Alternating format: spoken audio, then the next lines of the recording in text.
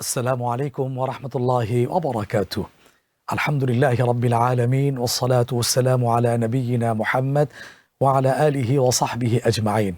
সুপ্রিয় দর্শক, স্বাগত জানাচ্ছি গ্রিন টিভি আয়োজিত অনন্য অনুষ্ঠান আলোর পথে।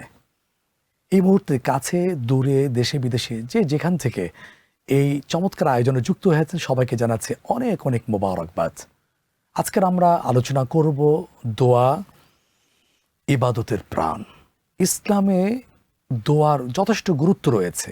স্বয়ং আল্লাহ সুবহানাহু ওয়া তাআলা সূরা বাকারা হাফিজে কোরআন কারীমের ৭ম পৃষ্ঠায় আমাকে আপনাকে সবাইকে সম্বোধন করে বলছেন, উদউনি আস্তাজিব লাকুম, দোয়া করো আমি তোমার দোয়ায় সাড়া দিব। হাদিসে কি আসে, ছোট্ট কথায় দোয়ার গুরুত্বটা বুঝিয়ে দেওয়া হয়েছে। আর দোয়া হুয়াল ইবাদা, দোয়াই হচ্ছে ইবাদত। সুতরাং দোয়ার এই গুরুত্বপূর্ণ বিষয়কে সামনে রেখে আজকের আমরা আলোচনা শুনবো ইনশাআল্লাহ একজন গুরুত্বপূর্ণ মিডিয়া ব্যক্তিত্বের কাছ থেকে। প্রথমে আমরা পরিচিত হয়ে নিই। তিনি হচ্ছেন মোহতারাম শেখ আলী হাসান তাইয়িব হাফিজাহুল্লাহ, খতিব, টঙ্গী গাজীপুর আর নূর জামি মসজিদ এবং সহ সম্পাদক দৈনিক আমার দেশ। আসসালামু আলাইকুম রহমতুল্লাহি ওয়া বারাকাতুহু। আসসালামু ওয়া রাহমাতুল্লাহি ওয়া বারাকাতুহু। হাইয়াকাল্লাহ, আপনি কেমন আছেন? আলহামদুলিল্লাহ, বারাকাল্লাহু ফিক। স্বাগত জানাচ্ছি, কৃতজ্ঞতা প্রকাশ করছি মূল্যবান সময় দেওয়ার জন্য। শুকরিয়া, আপনাকে শুকরিয়া। জাযাকাল্লাহু খাইরান। প্রিয় দর্শক, আসুন বিলম্ব না করে আজকে টপিকের উপরে গুরুত্বপূর্ণ আমরা আলোচনা শুনে আসি যে দোয়াই হচ্ছে একটা ইবাদত। নামাজ, রোজা, হজ, যাকাত ওগুলো তো আছে। মানুষ দোয়া করার মধ্য দিয়ে তিনি ইবাদত অর্জন করতে পারবেন, আমল নামায় নেকি অর্জন করতে পারবেন। সেই বিষয়ে ইসলাম কি বলছে, কোরআন হাদিসে কি বক্তব্য আসছে, আমরা মুহতারামের কাছ থেকে আলোচনা শুনে আসি। মুহতারাম, দোয়া অর্থ কি? দোয়া গুরুত্ব সম্পর্কে কোরআন সুন্নাহ কি বক্তব্য আসছে? ধন্যবাদ। নাহমাদুহু ওয়া নুসাল্লি আলা রাসূলিহিল কারীম, আম্মা বা'দ। ওয়া ইযা সা'আলাকা ইবাদি আন্নী ফাইন্নী করিব উজিবু দা'ওয়াতাদ দা'i ইযা দা'আন। সাদাকাল্লাহুল আলিয়্যুল আযীম। রাসূলুল্লাহ সাল্লাল্লাহু আলাইহি ওয়াসাল্লাম ইরশাদ করেছেন, আদ-দুআ হুয়াল ইবাদাহ। দোয়া শব্দের অর্থ হলো কাউকে আহ্বান করা। দাওয়াতুন থেকে দোয়া, আমরা জানি যে কেউ কাউকে ডাকলে, প্রার্থনা করলে সেটাকে আরবিতে বলা হয়, সেই চাওয়াটাকেই বলা হয় দোয়া। দোয়া হলো আল্লাহ রাব্বুল আলামিন, তিনি হলেন এই পৃথিবীর সব কিছুর মালিক, রাব্বুল আলামিন। আর এই পৃথিবীর মানুষ সবাই আল্লাহর কাছে মুখাপেক্ষী। আমাদের হাত আছে, মুখটা আছে, সামনে টেবিলে খাবার আছে, কিন্তু এই যে খাবারটা তুলে এইটুক যে নিয়ে যাব, এটা আল্লাহ তৌফিক ছাড়া সম্ভব না। আমাকে আল্লাহ জিহ্বা দিয়েছেন, বাকশক্তি দিয়েছেন, আমি কথা বলছি, কথা বলতে বলতে তিনি আমার বিষম তুললেন, ওইখানেই ঢলে মরে গেলাম। এই যে কথাটা বলছি, জিহ্বা আছে, সব আয়োজন, এইটুকু আল্লাহর তৌফিক ছাড়া সম্ভব না। তো এই যে বান্দা সর্বমুহূর্তে আল্লাহর কাছে মুখাপেক্ষী, তার করুণা প্রার্থী, তার আশ্রয় প্রার্থী এবং তার অনুগ্রহ প্রার্থী, এই যে বান্দার রিক্ততা, নিঃস্বতা, অসহায়ত্ব, এটা আল্লাহ সুবহানাহু ওয়া তাআলার কাছে উপস্থাপন করে তার যেটা চাওয়া, তার যেটা দরকার, তার নিডস, সেটা আল্লাহর কাছ থেকে চেয়ে নেওয়া, এটা হলো দোয়া।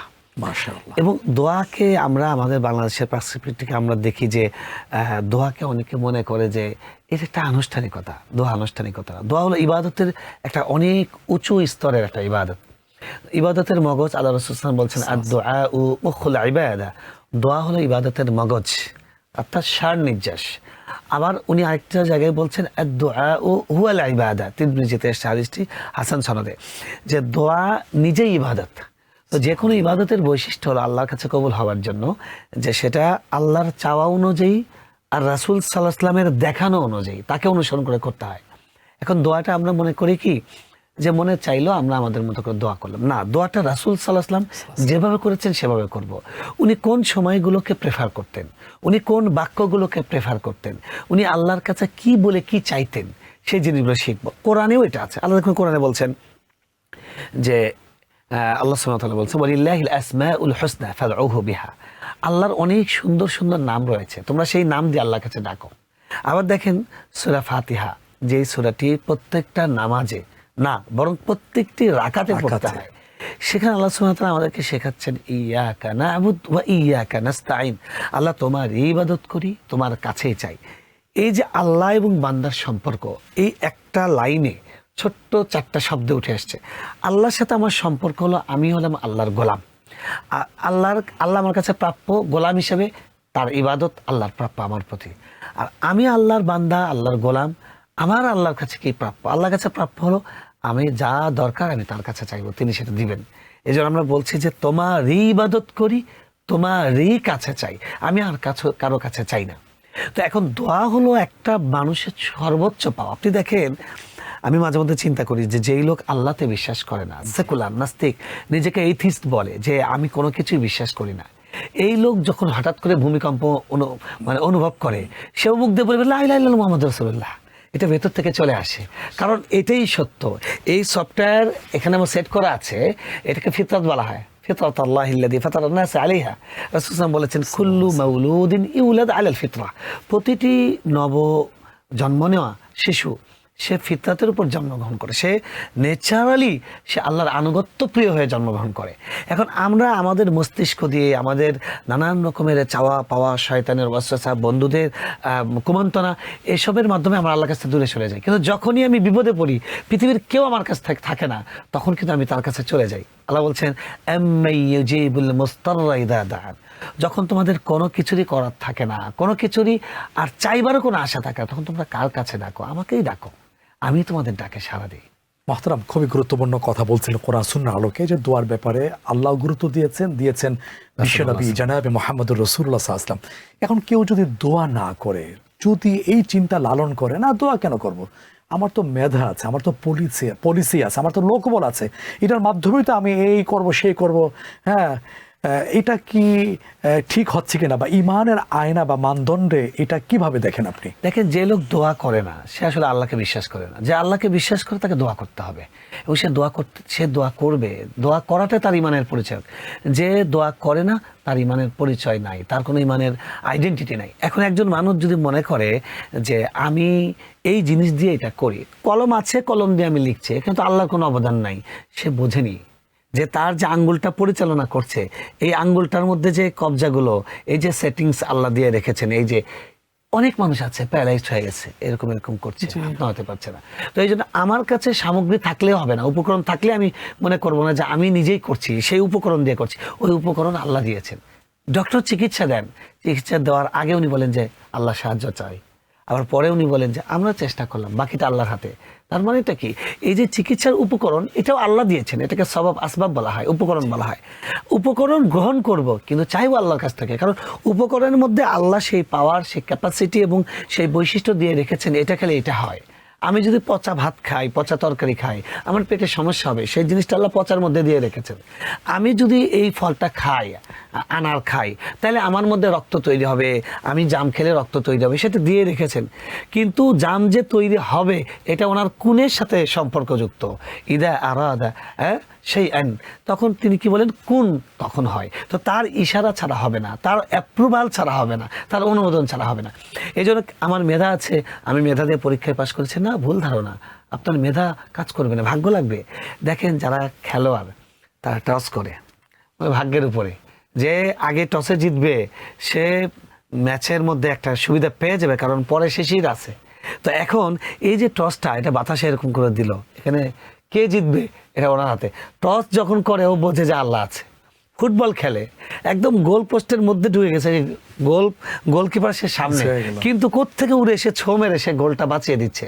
আবার গোলকিপার দাঁড়িয়ে আছে, তার হাতের নিচ দিয়ে বল চলে যাচ্ছে। এই যে চেষ্টা করার পরে হয় না, এটা যারা কাজ করে তারা টের পায়। আর যারা বেকার, যারা অথর্ব, অলস মস্তিষ্ক, তারা এরকম চিন্তা করে যে না, আমার এই জিনিস দিয়ে হয়ে যায়, আল্লাহর কাছ থেকে চাওয়ার কিছু নেই। সর্বমুহূর্তে বান্দা আল্লাহর কাছে ফকির, নাহনু আনতুমুল ফুকারা, তোমরা হলে ফকির, হ্যাঁ, আল্লাহুল গনি, ইন্নাল্লাহ গনিয়্যুন ওয়া আনতুমুল ফুকারা, আল্লাহ হলেন গনি, ধনী, প্রাচুর্যবান, তার কাছে সব আছে, আর তোমরা হলে মুখাপেক্ষী, সবকিছুর জন্য মুখাপেক্ষী। আমরা যে আল্লাহর কাছে চাই, এই চাওয়ার জন্য আল্লাহর মুখাপেক্ষী। একবার এক শায়েখ বলছিলেন যে কাঁদতে কাঁদতে, ইয়া আল্লাহ, সবকিছুর জন্য আপনার শুকরিয়া করা দরকার, আর শুকরিয়া করব কি দিয়ে?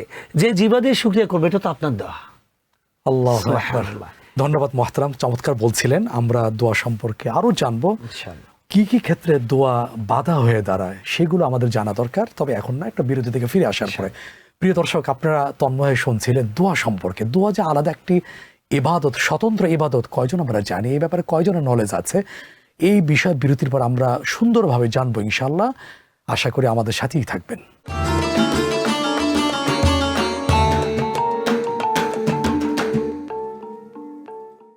আরো একবার স্বাগত জানাচ্ছি বিরতির পরে। প্রিয় দর্শক, আপনারা শুনছেন দোয়া ইবাদতের প্রাণ, এই টপিকের উপরে গুরুত্বপূর্ণ আলোচনা পেশ করছেন মোহতারাম শেখ আলী হাসান তাইয়িব হাফিজাহুল্লাহ। আমরা মোহতারামের কাছে প্রশ্ন রাখছি। মোহতারাম, দোয়ার ব্যাপারে আল্লাহ বললেন, গুরুত্ব দিলেন বিশ্বনবী জনাব মুহাম্মদ রাসূলুল্লাহ সাল্লাল্লাহু আলাইহি ওয়াসাল্লাম। বদর প্রান্তরে বিভিন্ন সময় রাতে দিনে দোয়া করেছেন, দোয়ার ব্যাপারে উম্মাহকে গুরুত্ব দিয়েছেন। এখন ছোট্ট জিজ্ঞাসা হলো, দোয়াটা কিভাবে করা যায়, কি পদ্ধতিতে করলে আল্লাহ সুবহানাহু ওয়া তাআলা খুশি হবেন, কবুল করে নেবেন? ধন্যবাদ। দেখুন, আমরা যদি কেউ কারো কাছে কিছু চাই, কিছু স্বার্থ হাসিল করতে চাই বা কিছু পেতে চাই, আমরা কি করি? গিয়ে কাচমাচু হয়ে দাঁড়াই, তারপরে কিছু বিনয়ী বাক্য বলি যে আমি আসলে ধরেন আমার মেয়ের বিয়ে দিতে পারছি না, আমি 50,000 টাকা লাগবে, জামাই যৌতুক চাচ্ছে। এখন আপনি চেয়ারম্যান, আপনার কাছে গিয়েছি, চেয়ারম্যান সাহেব আপনার ছাড়া আসলে এই এলাকায় কেউ নাই। আপনার মতো মানুষ হয়, আগে প্রশংসা, তারপরে শেষে গিয়ে নিজের প্রয়োজনটা তুলে ধরা। আল্লাহ এটা আসলে চাওয়ার নিয়ম, এটা ন্যাচারালি মানুষের মধ্যে আল্লাহ দিয়েছেন। আর পথে ঘাটে ভিখারিদের দেখা যায় কি চমৎকার acting। মানে আপনি ফিরিয়ে দিচ্ছেন, বিরক্ত হচ্ছেন, সেটা গায়ে করে না, সেটা পাত্তাই না, সে বলে যে দেন না, একটু দেন না। তো আল্লাহ সুবহানাহু ওয়া তাআলা, আল্লাহু আকবার, আল্লাহ সুবহানাহু ওয়া তাআলা তিনি এটা এত পছন্দ করেন, মানুষের রোনাজারি, মানুষের অনুরোধ, অনুনয় বিনয়, কাকুতি মিনতি, এটা আল্লাহ সুবহানাহু ওয়া তাআলা এত পছন্দ করেন যে আল্লাহ সুবহানাহু ওয়া তাআলা রাসূলুল্লাহ হাদিসে বলছেন যে তোমরা যদি দোয়া না করো, তাহলে আল্লাহ রাব্বুল আলামিন আরেকটা জাতিকে তৈরি করবেন যারা আল্লাহর কাছে দোয়া করবে, আল্লাহর কাছে চাইবে, তওবা করবে। আল্লাহ এত চাওয়া পছন্দ করেন। দেখেন, পৃথিবীর সবাই বেশি চাওয়াকে অপছন্দ করে। আমি আপনার কাছে চাইলাম 5 টাকা দেন, আবার যদি বলেন না 5 টাকা দিয়ে হবে না, আমাকে 50 টাকা দেন, বলবেন যে ভিক্ষা করে আবার ফুটানি, হ্যাঁ নিয়ে 5 টাকা কামাই করে দেখো, বিরক্ত হয়ে যাবো। আল্লাহ সুবহানাহু ওয়া তাআলার কাছে আল্লাহ আপনি আমাকে 5 লাখ দিয়েছেন, দেন না আল্লাহ, 5 কোটি আমার দরকার। আল্লাহ একটু রাগ করবেন, আল্লাহ খুশি হবেন। আল্লাহ একমাত্র সত্তা যিনি না চাইলে রাগ করেন। পৃথিবীর সবাই চাইলে বিরক্ত হয়, আল্লাহ না চাইলে বিরক্ত হন। আপনার কথা শুনে হাদিসটা মনে পড়লো মোহতারাম, মান লাম ইয়াসআলিল্লাহ ইয়াগদাব আলাইহি। সুবহানাল্লাহ, চমৎকার কথা। যে আল্লাহর কাছে চায় না, আল্লাহ তারপর রাগ করেন, আল্লাহ তারপর রুষ্ট হন। মানে কি, আমরা চাইলে বিরক্ত হই আর উনি না চাইলে বিরক্ত হন। আমরা চাইলে রাগ করি, উনি না চাইলে রাগ করেন।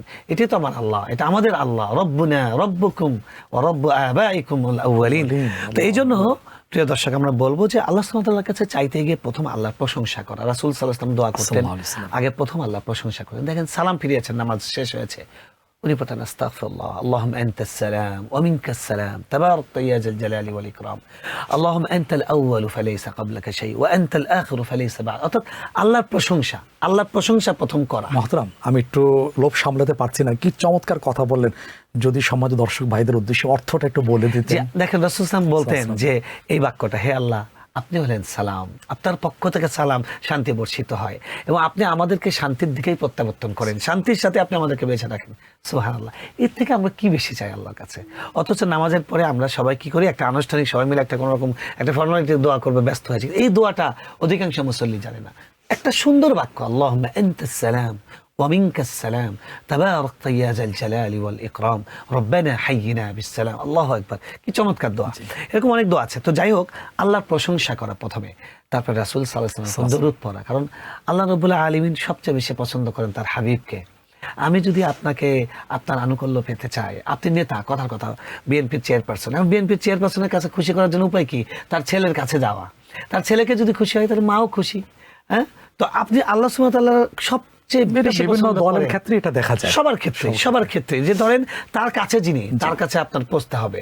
যে কোনো একজন চেয়ারম্যান তার কাছে পৌঁছাবেন, তিনি কাকে বেশি পছন্দ করেন, তার মাধ্যমে তার কাছে চায়। তো আল্লাহ রাসূল সাল্লাল্লাহু আলাইহি ওয়াসাল্লামের দরুদ পড়লে আল্লাহ সুবহানাহু ওয়া তাআলা সেখানে 10টা রহমত নাজিল করেন, 10টা গুনাহ মাফ করেন, 10টা তার মর্যাদা বৃদ্ধি করেন। সুবহানাল্লাহ। তো এই যে দরুদ যখন রাসূল সাল্লাল্লাহু আলাইহি ওয়াসাল্লাম পড়া হয়, তখন আল্লাহ রাব্বুল আলামিন তার দোয়াটা খুব তৎক্ষণাৎ কবুল করেন। তো প্রথমে আল্লাহর প্রশংসা করা, তারপর রাসূল সাল্লাল্লাহু আলাইহি ওয়াসাল্লাম দরুদ পেশ করা।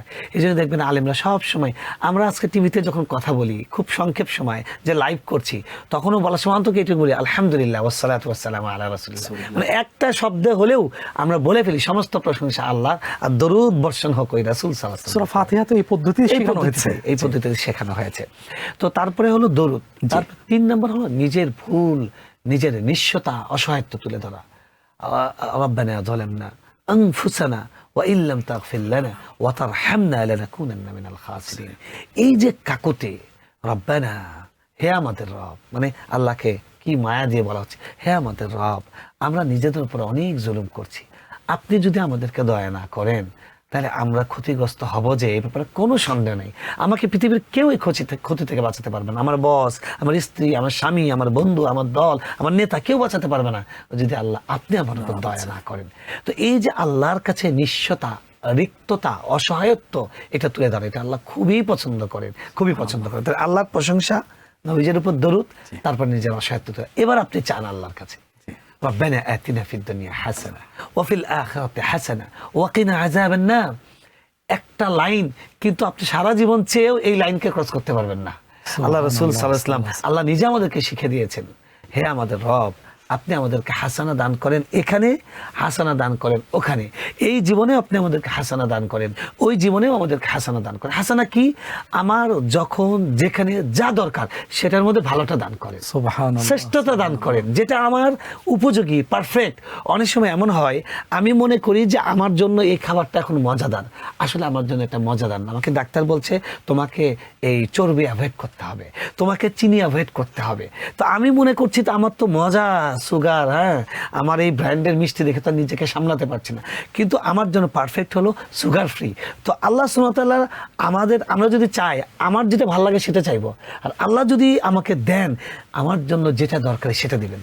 সুবহানাল্লাহ। এই জন্য রব্বানা আতিনা ফিদ দুনিয়া হাসানা ওয়া ফিল আখিরাতি হাসানা, এর থেকে চমৎকার দোয়া আর হইতে পারে। এরপরে আপনি বাংলায় চান না, আল্লাহর কাছে আপনার যা চাওয়াটা। আল্লাহ রাসূল সাল্লাল্লাহু আলাইহি ওয়াসাল্লাম সম্পর্কে তার আম্মাজান বলেছেন যে উনি জুতার ফিতা ছিঁড়ে গেছে, উনি আল্লাহর কাছে চাইতেন, যে কোনো জিনিস আল্লাহর কাছে চাইতেন।